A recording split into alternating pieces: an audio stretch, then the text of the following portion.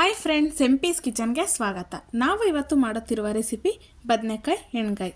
ಹಾಗಿದ್ರೆ ನಮ್ಮ ವಿಡಿಯೋ ನೋಡೋಕ್ಕಿಂತ ಮುಂಚೆ ಪ್ಲೀಸ್ ನಮ್ಮ ಚಾನಲ್ನ ಸಬ್ಸ್ಕ್ರೈಬ್ ಮಾಡಿ, ಸಪೋರ್ಟ್ ಮಾಡಿ, ಲೈಕ್ ಮಾಡಿ, ಶೇರ್ ಮಾಡಿ, ಪಕ್ಕದಲ್ಲೇ ಕಾಣೋ ಬೆಲ್ ಲೈಕ್ ಮೇಲೆ ಕ್ಲಿಕ್ ಮಾಡಿ. ಹಾಗಿದ್ರೆ ಬದನೆಕಾಯಿ ಎಣ್ಗಾಯಿ ಮಾಡೋ ವಿಧಾನ ಹೇಗೆ ಅಂತ ನೋಡೋಣ ಬನ್ನಿ. ಬದನೆಕಾಯಿ ತಗೊಂಡು ತೊಳ್ಕೊಂಡು ಈ ರೀತಿ 4 ಭಾಗ ಮಾಡಿ ಕಟ್ ಮಾಡ್ಕೊಂಡಿದ್ದೀವಿ. ಉಳ್ಕ ಏನಾದರೂ ಇದ್ದರೆ ಅದನ್ನೆಲ್ಲ ನೋಡಿಕೊಂಡು ಕಟ್ ಮಾಡ್ಕೋಬೇಕಾಗುತ್ತೆ. ನಾವು ಕಟ್ ಮಾಡಿ ತೊಳೆದು ಈ ಥರ ನೀರಲ್ಲಿ ಹಾಕಿ ಇಡಬೇಕು, ಇಲ್ಲ ಅಂದರೆ ಕಪ್ಪಗಾಗ್ಬಿಡುತ್ತೆ.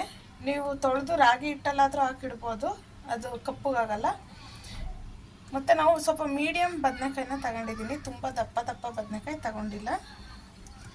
ಇಲ್ಲಿ 2 ಟೊಮೊಟೊ ತಗೊಂಡಿದ್ದೀನಿ, ಕೊತ್ತಂಬರಿ ಸೊಪ್ಪು, ಧನಿಯಾ ಪುಡಿ, ಖಾರದ ಪುಡಿ, ಖಾರಕ್ಕೆ ಎಷ್ಟು ಬೇಕೋ ಅಷ್ಟು, ಚಿಟಿಕೆ ಅರಿಶಿನ, ಇದು ಒಗ್ಗರಣೆಗೆ ಈರುಳ್ಳಿ, ಇದು ರುಬ್ಬೋದಕ್ಕೆ ಈರುಳ್ಳಿ, ಹಸಿ ತೆಂಗಿನಕಾಯಿ, ಎಣ್ಣೆ, ಉಪ್ಪು, 1 ಇಂಚು ಚಕ್ಕೆ ತಗೊಂಡಿದ್ದೀನಿ, 2 ಲವಂಗ, ಶುಂಠಿ, ಬೆಳ್ಳುಳ್ಳಿ, ಕರಿಬೇವಿನ ಸೊಪ್ಪು.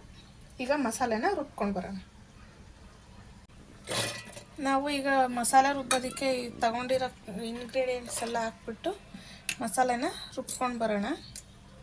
ನಾವು ಮಸಾಲೆ ತುಂಬ ತೆಳ್ಳಗೆ ರುಬ್ಬಾರ್ದು, ಸ್ವಲ್ಪ ಗಟ್ಟಿಗೆ ರುಬ್ಕೋಬೇಕು. ನಾವು ಬದನೆಕಾಯಿ ಒಳಗಡೆ ಮಸಾಲೆ ಎಲ್ಲ ತುಂಬಿದಾಗ ಅದು ಇಟ್ಕೋಬೇಕಲ್ಲ, ಅದಕ್ಕೆ.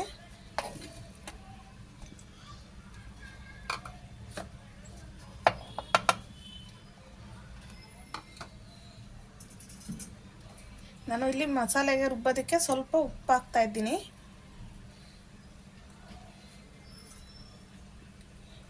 ಈಗ ಸ್ವಲ್ಪ ನೀರು ಹಾಕ್ಕೊಂಡು ಇದನ್ನು ನುಣ್ಣಗೆ ರುಬ್ಕೊಂಡು ಬರೋಣ. ನೋಡಿ, ಇಷ್ಟು ನುಣ್ಣಗೆ ರುಬ್ಬಿದ್ದೀನಿ.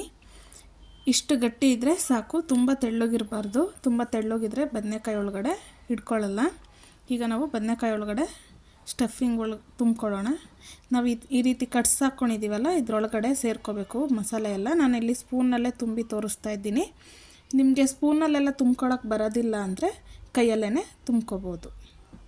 ನೋಡಿ, ಈ ರೀತಿ ಎಲ್ಲ ಬದನೆಕಾಯಿಗೂ ನಾವು ಮಸಾಲೆನ ತುಂಬ್ಕೊಳ್ಳೋಣ. ಈ ರೀತಿ ನಾವು ಮಸಾಲೆ ತುಂಬಿ ಮಾಡೋದ್ರಿಂದ ಟೇಸ್ಟು ತುಂಬ ಚೆನ್ನಾಗಿ ಬರುತ್ತೆ. ನೋಡಿ, ಈ ಥರ ಎಲ್ಲ ಒಳಗಡೆ ಸೇರ್ಕೋಬೇಕು, ಆ ರೀತಿ ಮಸಾಲೆನ ತುಂಬ್ಕೊಳ್ಳೋಣ. ನೆಕ್ಸ್ಟು ನಾನು ಒಂದು ಕುಕ್ಕರ್ ತೊಗೊಂಡಿದ್ದೀನಿ. ಈಗ ಕುಕ್ಕರ್ ಬಿಸಿಯಾಗಿದೆ, ಅದಕ್ಕೆ ಆಯಿಲ್ನ ಸೇರಿಸ್ಕೊತಾ ಇದ್ದೀನಿ. ಆಯಿಲು ಸ್ವಲ್ಪ ಜಾಸ್ತಿನೇ ಹಾಕಿ, ತುಂಬ ಚೆನ್ನಾಗಿ ಬರುತ್ತೆ. ಈಗ ಆಯಿಲೆಲ್ಲ ಬಿಸಿ ಆಗಲಿ.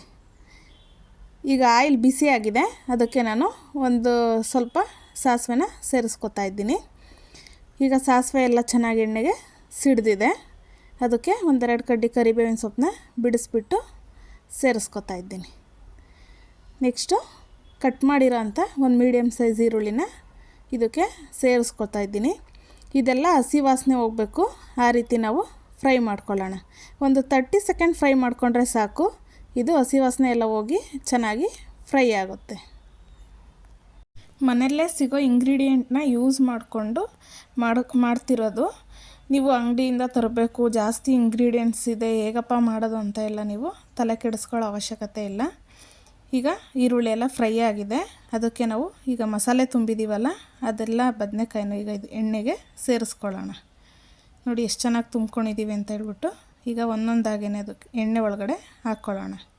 ಹಾಕಬೇಕಾದ್ರೆ ಹುಷಾರಾಗಿ ಹಾಕಿ, ಕೈಗೆಲ್ಲ ತಾಗಿಸ್ಕೋಬೇಡಿ. ನಾವು ಮಸಾಲೆ ತುಂಬಿ ಮಾಡೋದ್ರಿಂದ ಬದನೆಕಾಯಿಗೆಲ್ಲ ಮಸಾಲೆ ಚೆನ್ನಾಗಿ ಇಟ್ಕೊಳ್ಳುತ್ತೆ, ಟೇಸ್ಟು ತುಂಬ ಚೆನ್ನಾಗಿ ಬರುತ್ತೆ. ನೀವು ದೋಸೆಗೆ, ಚಪಾತಿಗೆ, ಪೂರಿ ಜೊತೆನೂ ತಿನ್ಕೋಬೋದು. ಕಾಂಬಿನೇಷನ್ನು ತುಂಬ ಚೆನ್ನಾಗಿ ಬರುತ್ತೆ. ಇಲ್ಲಾಂದರೆ ರೈಸ್ ಜೊತೆನೂ ತಿನ್ಬೋದು. ಈ ರೀತಿ ಮಾಡೋದ್ರಿಂದ ಮನೇಲಿ ಎಲ್ಲರೂ ಇಷ್ಟಪಟ್ಟು ತಿಂತಾರೆ, ಬಾಯಿ ಚಪ್ಪರಿಸ್ಕೊಂಡು ತಿಂತಾರೆ, ಅಷ್ಟು ಸಕ್ಕತ್ತಾಗಿ ಬರುತ್ತೆ. ಈಗ ಇದೆಲ್ಲ ಚೆನ್ನಾಗಿ ನಾವು ಮಿಕ್ಸ್ ಮಾಡ್ಕೊಳ್ಳೋಣ. ನಾವು ಮಿಕ್ಸ್ ಮಾಡಬೇಕಾದ್ರೆ ತುಂಬ ಜೋರಾಗೆಲ್ಲ ಮಿಕ್ಸ್ ಮಾಡಬಾರ್ದು, ನಿಧಾನಕ್ಕೆ ಮಿಕ್ಸ್ ಮಾಡ್ಕೊಳ್ಳೋಣ. ಮಸಾಲೆ ಎಲ್ಲ ಅದು ಈಚೆ ಬಂದುಬಿಡುತ್ತೆ ನಾವು ಜೋರಾಗೆಲ್ಲ ಮಿಕ್ಸ್ ಮಾಡಿದ್ರೆ. ಇದು ಆಯಿಲಲ್ಲಿ ಈಗ ಚೆನ್ನಾಗಿ ಸ್ವಲ್ಪ ಕುಕ್ ಆಗಬೇಕು, ಹಸಿ ವಾಸನೆ ಎಲ್ಲ ಹೋಗಿ. ಆ ರೀತಿ ನಾವು ಕುಕ್ ಮಾಡ್ಕೊಳ್ಳೋಣ.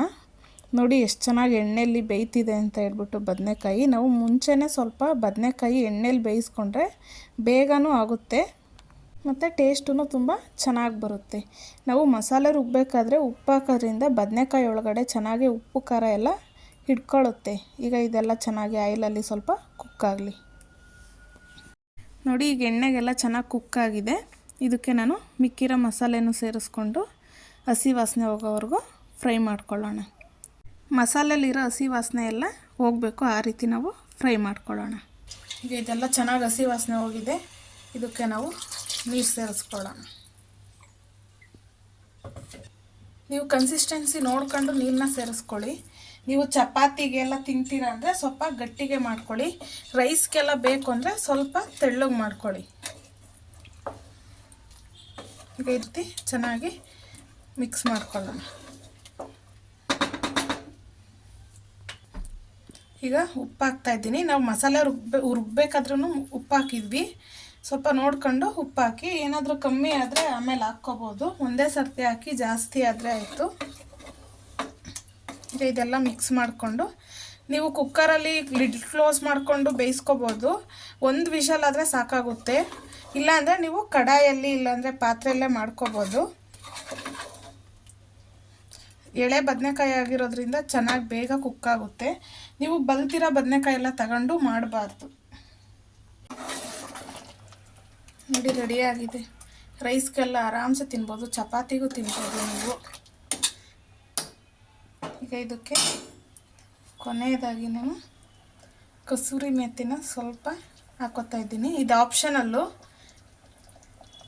ನೀವಿದ್ದರೆ ಹಾಕಿ. ನೋಡಿ ಎಷ್ಟು ಚೆನ್ನಾಗಿ ಬಂದಿದೆ ಅಂತ ಹೇಳ್ಬಿಟ್ಟು. ಆ ಕಲ್ಲರ್ ಆಗಲಿ ಎಷ್ಟು ಚೆನ್ನಾಗಿದೆ. ನೀವು ಈ ರೀತಿ ಮಾಡಿ, ತುಂಬ ಚೆನ್ನಾಗಿ ಬರುತ್ತೆ. ನಾನು ಇಲ್ಲಿ 2 in 1 ಥರ ತೋರಿಸಿರೋದು. ನೀವು ಮಧ್ಯಾಹ್ನಕ್ಕೆ ಸಾಂಬಾರಾಗಾದರೂ ಮಾಡ್ಕೋಬೋದು, ಇಲ್ಲ ಬೆಳಗ್ಗೆ ಟಿಫನ್ಗೆ, ದೋಸೆಗೆ, ಪೂರಿ ಜೊತೆಗಾದರೂ ಮಾಡ್ಕೋಬೋದು. ಇದ್ರ ಜೊತೆ ಮುದ್ದೆನೂ ತಿನ್ಬೋದು. ತುಂಬ ಚೆನ್ನಾಗಿರುತ್ತೆ. ನೋಡ್ತಾ ಇದ್ರೆ ತಿನ್ನಬೇಕು ಅನ್ನಿಸ್ತಿದೆ ಅಲ್ವಾ? ಈ ರೀತಿ ಮಾಡಿ ಮನೆಗೆ ಪಟ್ ಅಂತ ಖಾಲಿ ಆಗುತ್ತೆ. ಎಲ್ಲರೂ ಇಷ್ಟಪಟ್ಟು ತಿಂತಾರೆ. ಈಸಿ ರೆಸಿಪಿಗೋಸ್ಕರ MP's ಕಿಚನ್ನ ಫಾಲೋ ಮಾಡಿ. ಮತ್ತೆ ಸಿಗ್ತೀವಿ ನೆಕ್ಸ್ಟ್ ರೆಸಿಪಿಯೊಂದಿಗೆ. ಬಾಯ್ ಬಾಯ್.